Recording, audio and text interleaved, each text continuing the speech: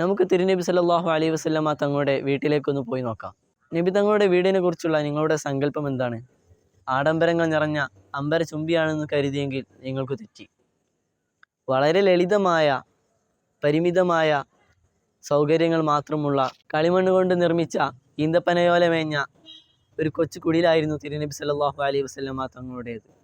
മഹാനായ ഹസനുൽ ബസ്രി റളിയല്ലാഹു അൻഹു അവിടെ നിന്ന് പറയുന്നുണ്ട്, ഞാൻ ചെറിയ കുട്ടിയായിരുന്ന സമയത്ത് നബി തങ്ങളുടെ വീട്ടിൽ കയറുമായിരുന്നു. ഒന്ന് കൈപൊക്കിയാൽ മേൽക്കുരയിൽ തട്ടും വിധം ചെറുതായിരുന്നു ആ കുടിൽ. പിന്നീട് വലീദ് ബിൻ അബ്ദുൽ മലിക്കിൻ്റെ ഭരണകാലത്ത് അവിടുത്തെ നിർദ്ദേശപ്രകാരം ഗവർണറായിരുന്ന ഉമർ ബിൻ അബ്ദുൽ അസീസാണ് അവിടുത്തെ തിരുഗേഹം പൊളിച്ചത്.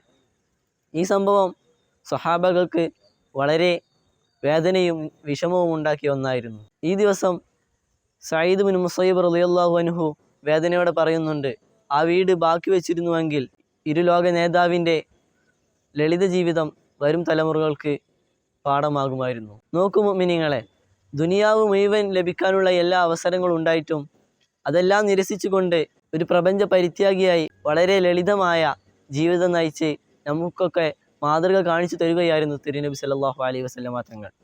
അല്ലാഹു തആല അവിടത്തോടുകൂടെ നമ്മെ ജന്നാത്തു നഈമിൽ ഒരുമിച്ച് കൂട്ടുമാറാകട്ടെ. ആമീൻ.